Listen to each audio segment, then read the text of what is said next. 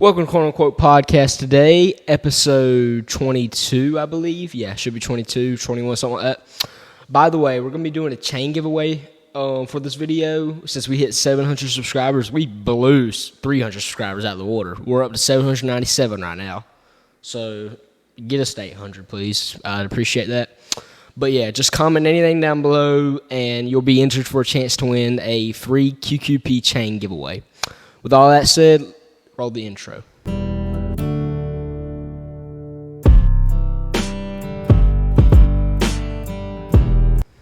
So now, for this episode, we're going to be talking about something a little different. We haven't really done anything horror-wise. We've done, like, UFOs, conspiracy theories, stuff like that in the past. Sorry if we're sweating. It is hot as Hades in here, man. But we're going to be doing Wendigo encounters, if y'all know what a Wendigo is. If not, look it up. You'll figure it out. But I'm going to start off with my story first, then Joey will tell one, then I'll tell one more. We're just going to do 3 stories because it is super hot in this, in this building. All right, so for the first one, these are Reddit stories, by the way. No, I don't actually go on Reddit. I only went on there to find these stories. So this story was, let me see what it's by. It is by UBK, something like that. Okay, so I've been debating on sharing this story with anyone outside of my small circle of people, blah, blah, blah. You get the point. It's been shared to certain people. So this happened in late fall of 2010. In North Canada, I went deep into the wilderness with my father and my oldest brother to hunt for moose. We left in the early morning just as before sunrise, trying to cover as much distance as possible before nightfall. We traveled winding rivers and had to repeatedly portage over rapids all day long. We decided to set up camp just over halfway to our destination. My father figured that we'd make the rest of the journey tomorrow. Well, when everyone bedded down for the night, I decided to go grab some firewood and relieve myself down by the bank of the river, just out of reach of the light from the campfire. Out from the tree line, I could hear rustling in the bushes. I watched the area where I heard the noise and focused on that spot. I felt kind of fuzzy, dizzy, or lightheaded, and I could smell this putrid stink like old milk or rotten food. Then I saw the trees start to morph and move ever so slightly and began to take the shape of a head and slight facial features. My eyes began to adjust to the darkness and along the tree line. I could hear this voice coming from there. I recognized it. The voice sounded like one of my relatives who had recently passed away. The face took a shape of my relative. "Hello," they said. "I've missed you. Come see me." I smiled and stepped forward a bit, but stopped to analyze the situation. My relative's face stopped smiling and became emotionless. The skin began to turn pale and peel away. Chunks of flesh from their cheeks began to fall away, and I felt shock and fear overwhelm my body.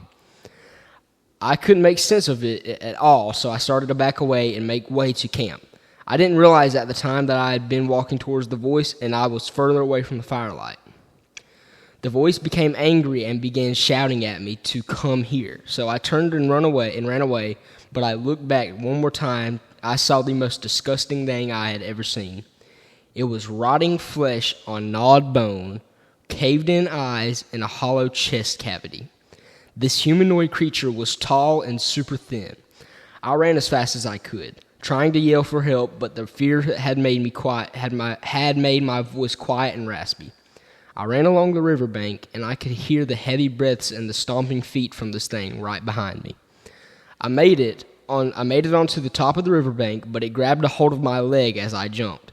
I gripped and tore the grass, trying to lift myself, and yelled as loud as I could. Then finally my voice came back, and I yelled, "Someone has my leg." My brother woke up and ran over to me, to where I was. Then he pulled me up and took me over to the fire.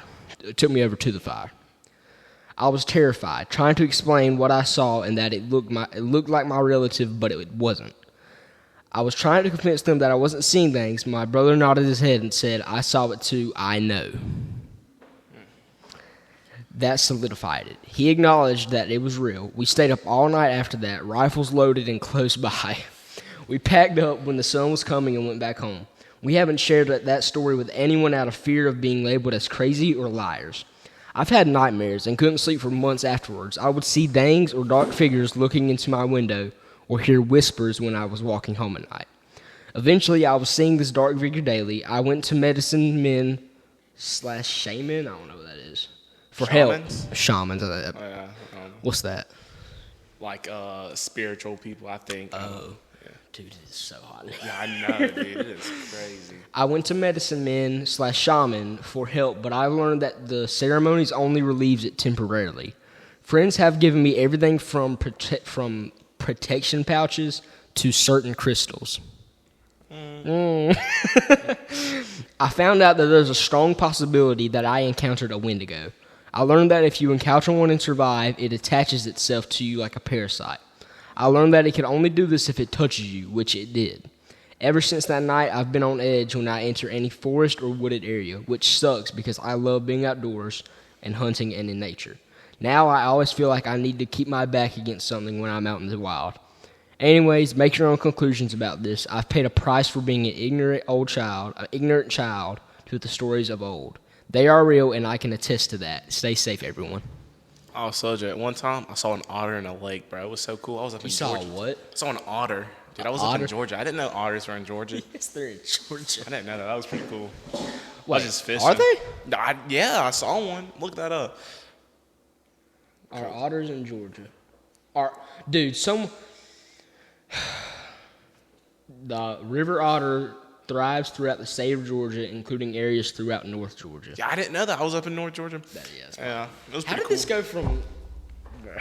I just thought about that. So I've told one of my stories. I'm gonna tell another one. Don't worry, it's a short story, so I'm gonna have to sit in this heat. I'm gonna hand it over to him to tell us his family's encounter of the story. Then we'll get back to mine. It's a short one. It's not too long, but this didn't happen to me personally. This happened to one of my family members, like a cousin. So they were over at a family member's. It was like it's deep in the country. They're a bunch of I don't know how far it is. It's pretty deep out there. But yeah, so they go inside. They're going actually into their other cousin's house where like they have a baby and child in there. It's out in the woods. They go inside. They're just waiting for them to get home because I think they're having a little game night or something. I know this is all like secondhand coming. So they go inside. They're just like sitting in the living room playing on their phones, and they keep hearing their baby crying, nagging, like just crying and crying and crying.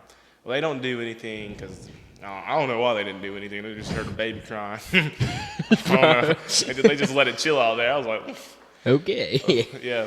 Because they were wondering why they left the baby home, but they were gone. So they were just like kind of, oh, it's probably a baby monitor. That's what I think. But yeah. So they just talk, and they're like, dang. They got a,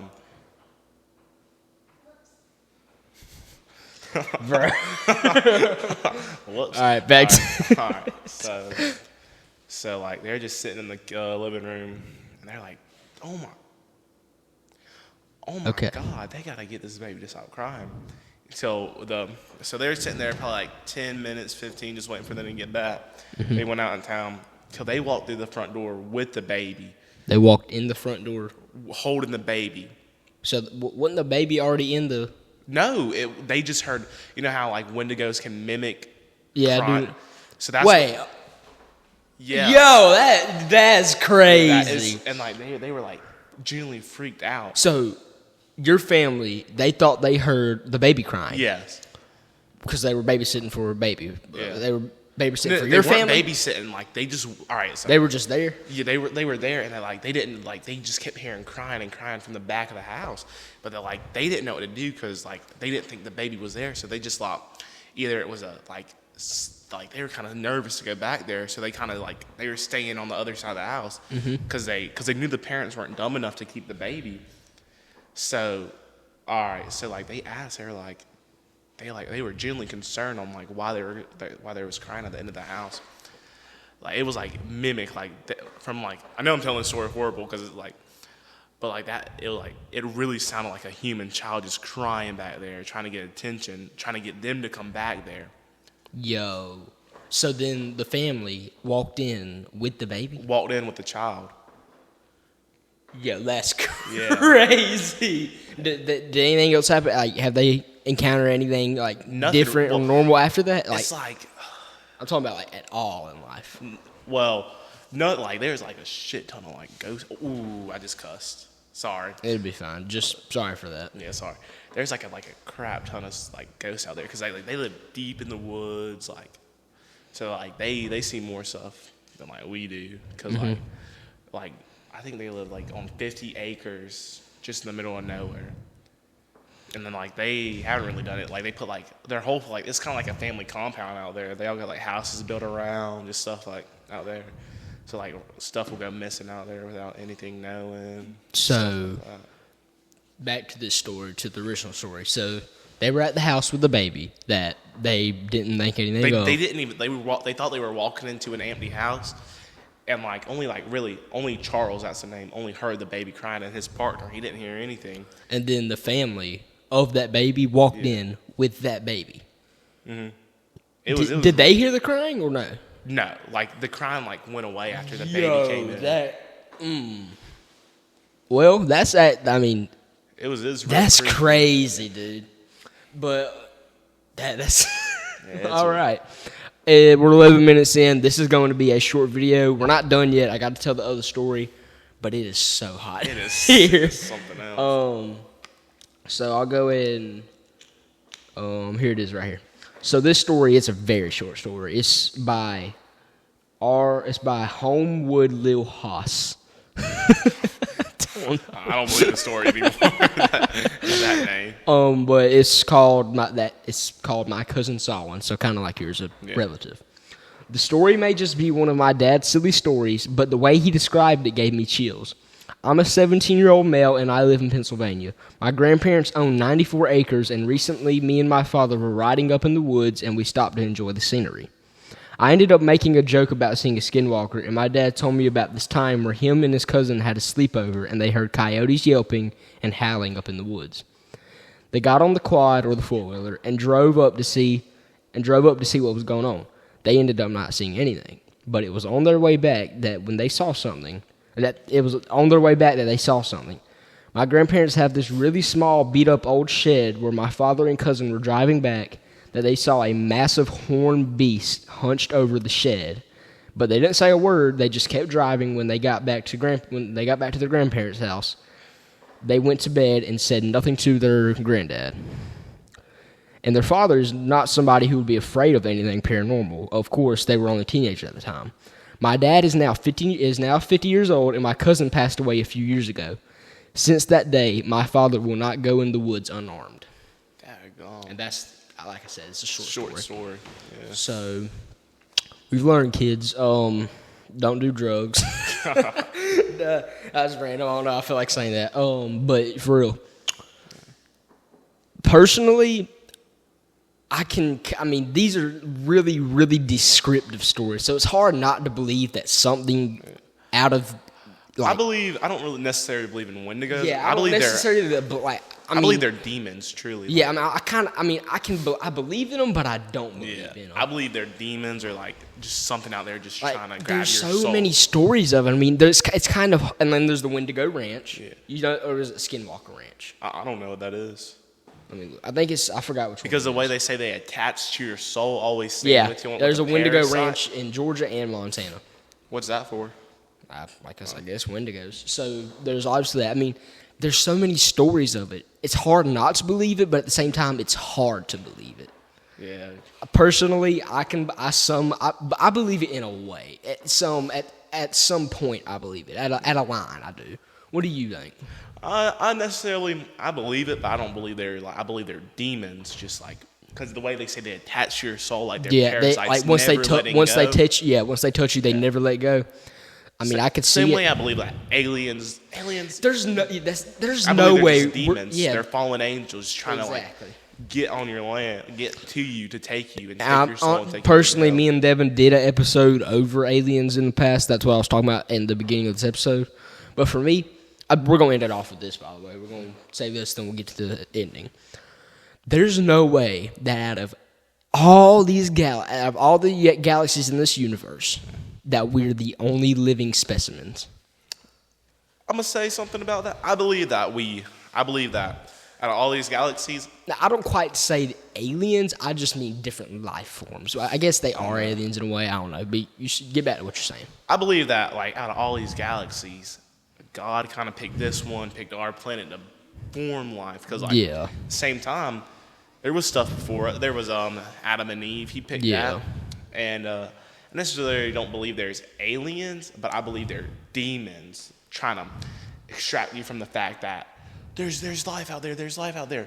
Don't believe it in God. Only believe it in science. Atheist, all that bull crap. But because you have to have faith at the same time with what you're doing. Yeah. Well, that's really all I got to say. You got anything else to say? Not really. It's so hot. It is hot. But thank y'all for watching and all. Remember, comment down below to enter a chance for giveaway for the QQP chain. Once we hit 800 subscribers, I'm going to be doing a hoodie giveaway for this upcoming winter. Because I know summer's over. We're going to be getting back to cold weather sooner or later. We'll be doing a hoodie giveaway of our newer design for merch. I'm not going to give y'all my unofficial new design. We have another one, but I don't know if I'm going to drop it yet. So comment down below to enter for a chance to win a QQP chain. And that's quite frankly all I got to say. Love y'all, boys.